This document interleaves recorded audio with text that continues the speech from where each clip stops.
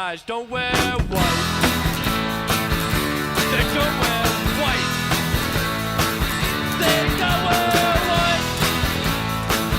They don't wear white. Welcome to Breakfast and BS with Vince and Friends. I am your host, Vince, and with me today is producer Virgil.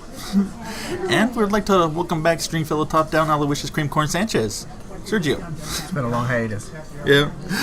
How y'all doing, fellas? Well, producer Virgil shovels pancakes in his mouth and takes a sip on his water, which I'm sure someone spit in. Joking. They're very clean here.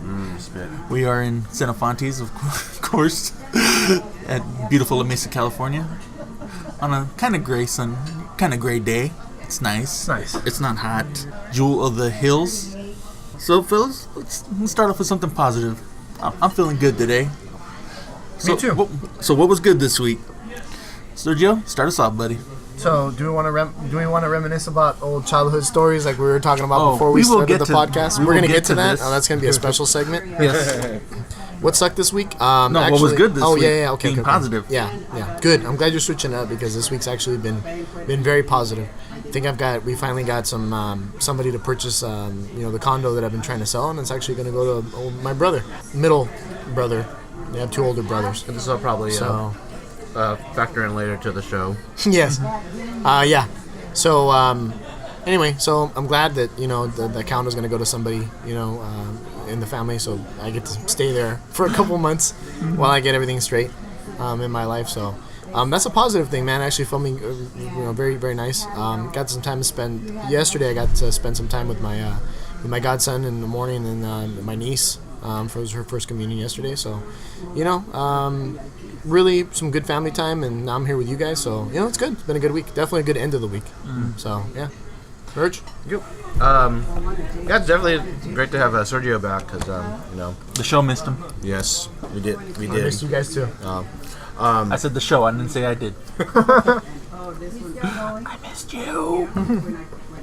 So this week was kind of interesting. I mean, they were good and bad, but if we're going to focus on the good. Last night we had a show at Bay Bridge Brewing down in Chula Vista. Sorry, I missed it. Yeah, I mean, everyone had things to do yesterday, and and it's all seemed pretty positive. I was passed out from pain meds because of my back, but okay. Yeah. Then there was. Well, that's a positive. Yeah, that's a happy land. Yeah. So we had just flying. So I'll have to say this, and I think I've said it in a previous show, but we do 2 sets, and then always you do how soon as now. As like clockwork, we always have our guitarist and bass player coming in late. So this show started a little bit later than the owner wanted, but it happened. Anyway, so we got going along. First set, people are still at their seats and stuff like that. That's usually how it happens. And then by the second set, everyone's had their drinks, getting really a little happy and stuff. And then that's when things start popping. Bay Bridge Brewing, very good, by the way. Yeah. If you're in the San Diego area, look them up. I tried their horchata.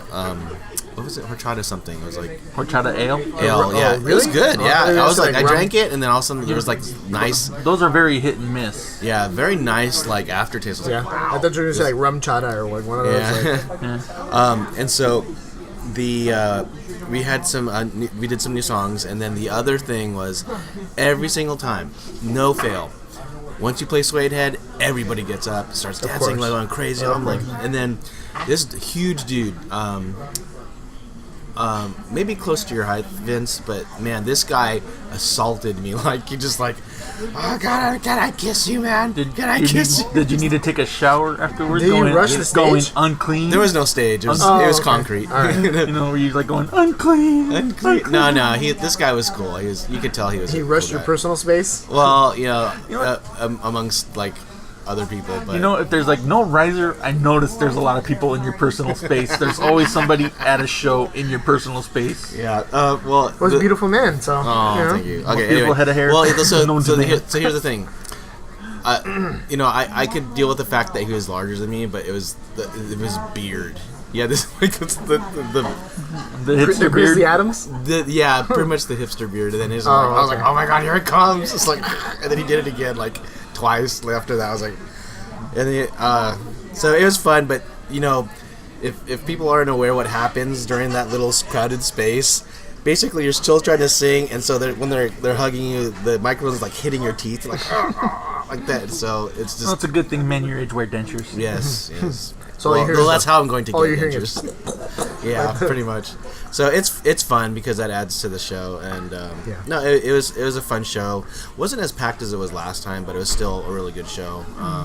This one seemed like it was a little more short notice, though. It was very short notice because we were filling in for somebody. I don't know why, but we are going to be playing again there next month. We're just going to see how it goes, but this time it's going to be a post-birthday Morrissey show because for some reason no one wants to do a show in San Diego for on that weekend that we want it on the day for. So we're gonna call it Morrissey. It's not your birthday anymore show. So your unbirthday. Yeah, it's your unbirthday. Yeah. Oh, sorry. We're making him go back in the womb. Mm-hmm. Interesting. Okay. All right. Cool. All right. So your show was packed, huh, Vince? Yeah. That's a good segue. I wrestled last night for Finest City Wrestling. There was probably almost close to 500 people there last night. Jeez, that's more than every other turnout combined prior to that, and for some conventions. Or some shows. So it was a great time. I got to hang out with a lot of my friends, my family, if you will.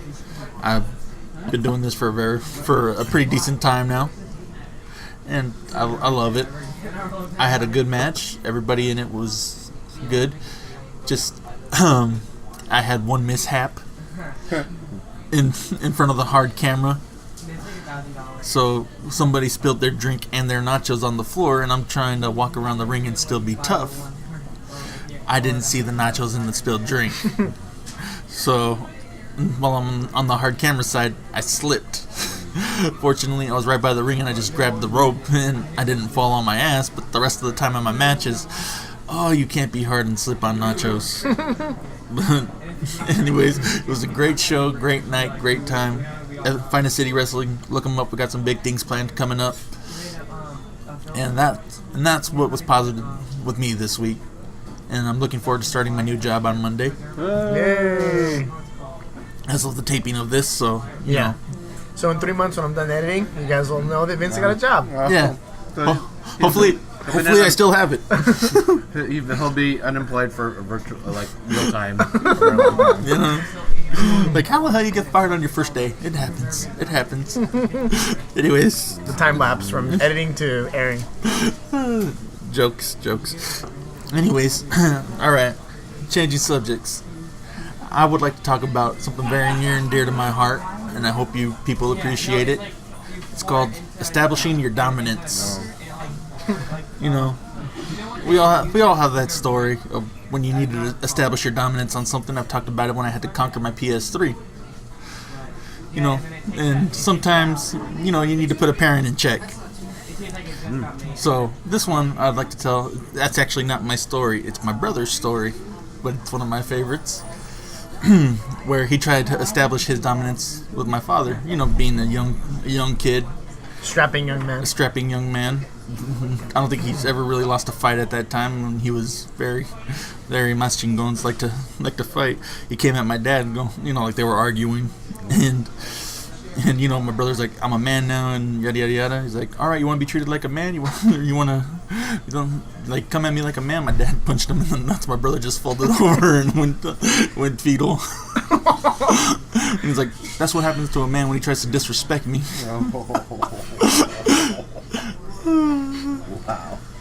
Wow. So, yeah, my dad established his dominance that day.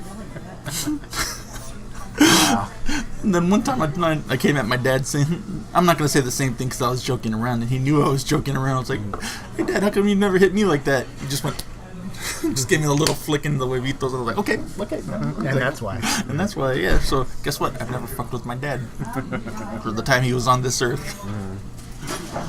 And anyways, we are going to get to one of my favorite stories of all time about establishing your dominance in a father-son relationship. Sergio, if you will. Well, this one's, I don't know about establishing dominance necessarily, because afterwards I felt extremely bad, and the context was not like me being in any sort of a argument or anything with my dad, but you know, Still established it. Your dad knows who rules. many years ago now. You know what I mean? You know, I was younger. You know, right around that same adolescent age like we're talking about. You know, whenever my dad would get home from work, because you know he would work long hours, you know, I was really excited to see him, and so we'd horseplay a lot. And one of the times when I finally realized that maybe it was time for me to kind of start going easy on my dad was, you know, he came home and he was walking into the room to change, you know, get rid of the suit, because you know he's the manager. I think at that time manager of the shopping center here in San Diego, and his whole career was based on that, being a manager of shopping centers. So, you know, like I said, he comes home, he walks in the room, he's about to go change, and I tackled him. What do you mean tackle? I tackled him. Like you Like tackled him like it you- was like a running kind of spear kind of tackle, but the problem was he wasn't facing me. So yeah, he yeah, it might not have been the best idea. It definitely wasn't the best idea in hindsight. Just saying, if you're gonna fight your father, get him from behind. So that might have been where your brother went wrong. Yeah. Anyway, so what happened was you end up spearing my dad in the back. in the Not back. a knife, but a Yeah. spear. Yes. And A running tackle. and unfortunately the bed was there, and we're talking a few years back when beds were actually made out of they weren't made out of particle board from IKEA, actual wood. So on the way down, he ended up hitting his arm and his shoulder on the frame of the bed.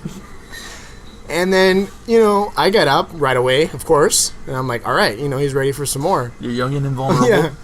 And then my dad doesn't get up. And I'm like, I see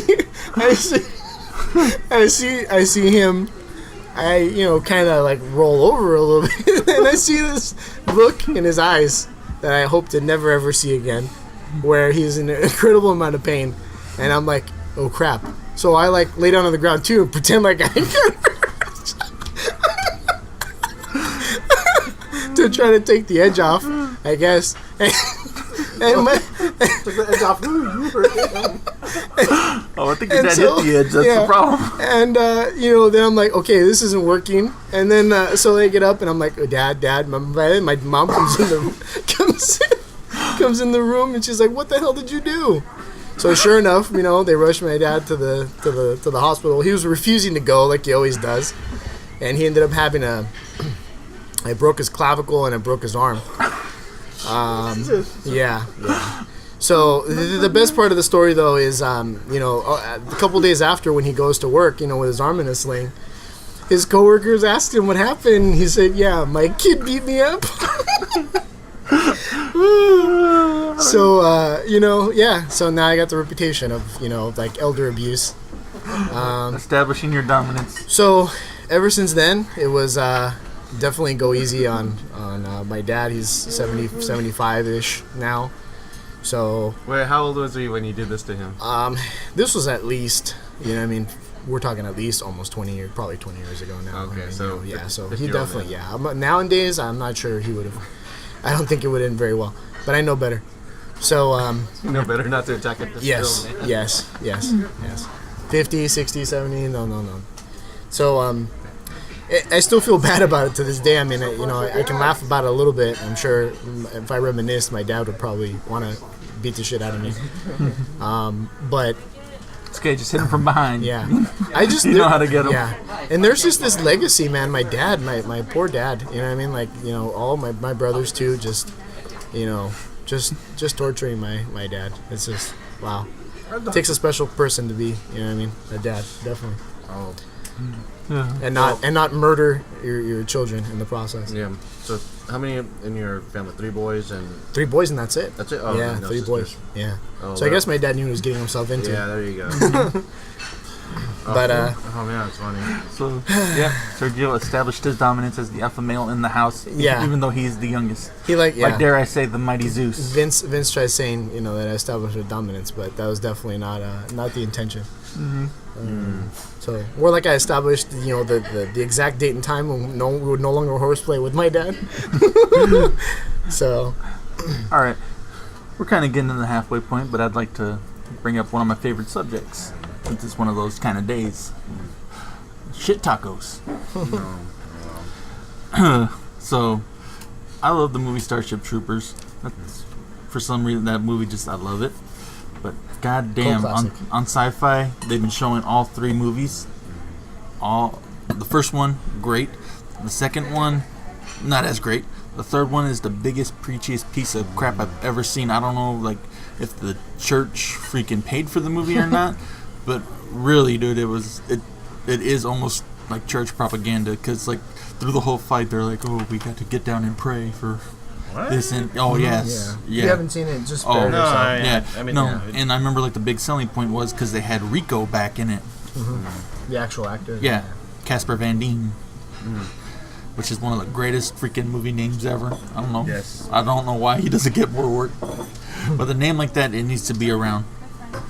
It's not as great as Sir Dolph Lundgren, but, Casper Van Dien is yes, I've knighted him. He deserves the recognition. Maybe because it sounds like a porn name, so that's why. That too. Yeah. Either industry, he deserves to be a star in. I mean, if John Lines could kill, him and Bruce Campbell.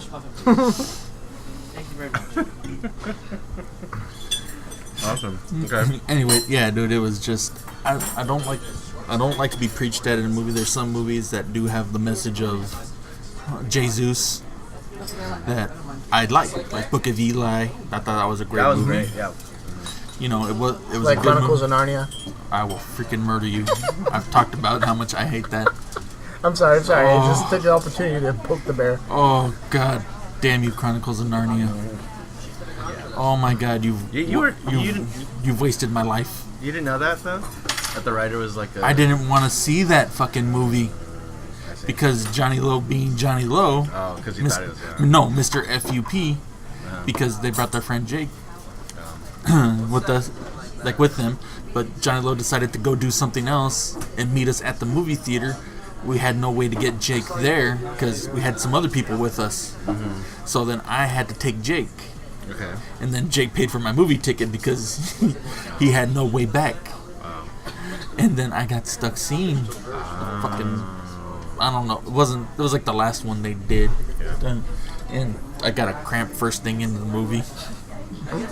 And then listening to that, oh my God, why, Lord in heaven, why must I be tortured with that? Oh God, it brings up pain.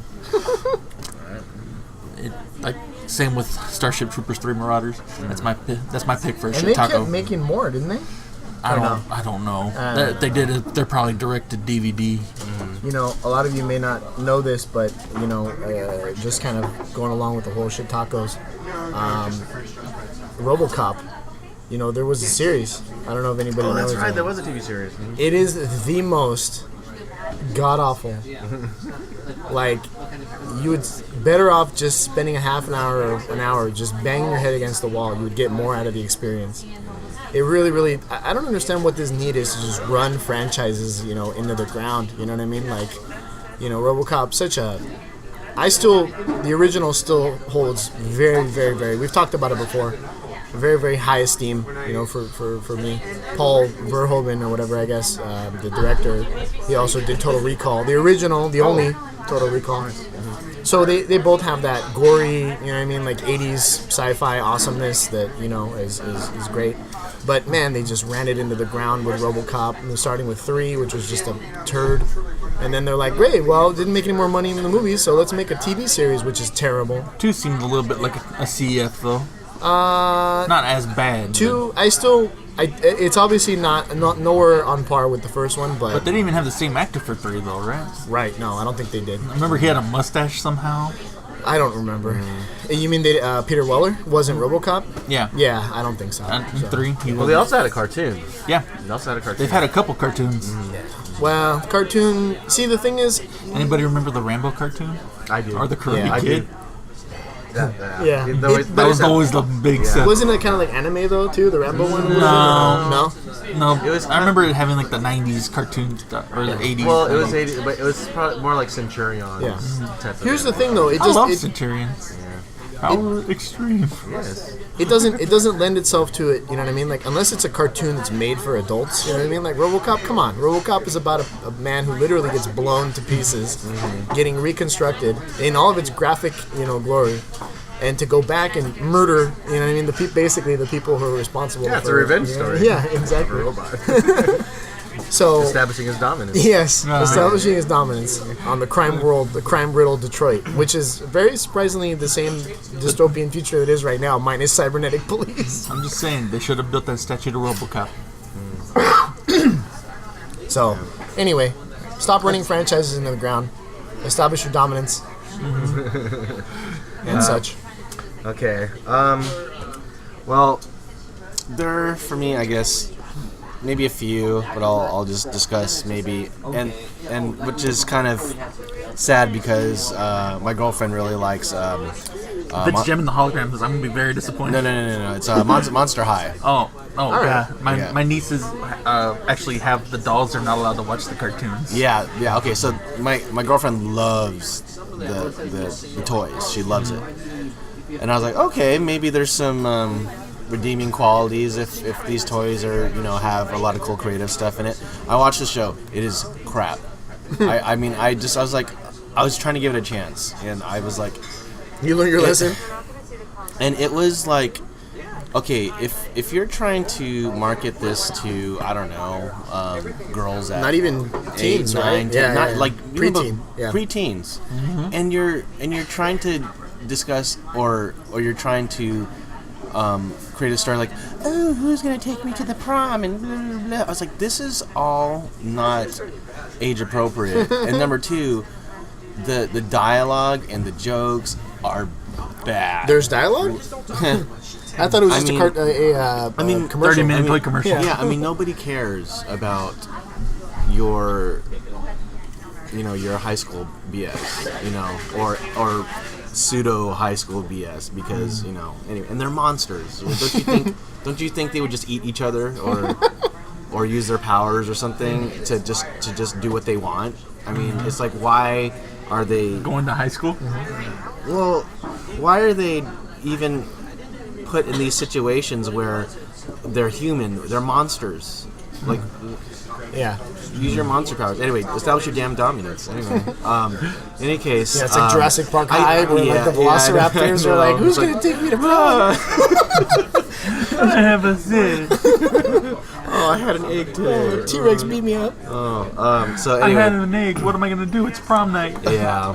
I mean, and then also, wasn't there another show or something like that? There's always a show or a or movie. something like that. A movie. It was like Terrible and it was premise. like totally horrible because I think it was a remake, and then Most of Hollywood. yeah. Anyway, but same thing. No one cares about your whiny like Yeah. Especially pre- especially when you're a monster and you have powers and yeah. it's like I don't know. Anyway, all right. So that's my thing. Yeah, but I will still continue to buy my nieces those figures because they like them. Well, yeah. They're actually the they're actually made really toys well. is one thing, you know. Yep. So, I think we're gonna wrap this one up. It's getting to be that time. I hope you've enjoyed this little slice of heaven we've brought you. And little slice. So, help support producer Virgil's band, Still Ill, San Diego's tribute to Smith and Morrissey at still-ill.net. You can find them on all kind of social medias, mainly Facebook and Instagram. Look them up. They are wonderful. StillIll.net is the website. Thank you. Find Sergio Sanchez on Facebook at Sergio Sanchez. He's the one with the Jurassic Park Jeep. Yes. Thank you. And you can find me on Instagram and Twitter at Maldecido1904. Thanks for stopping by. I'll get the check.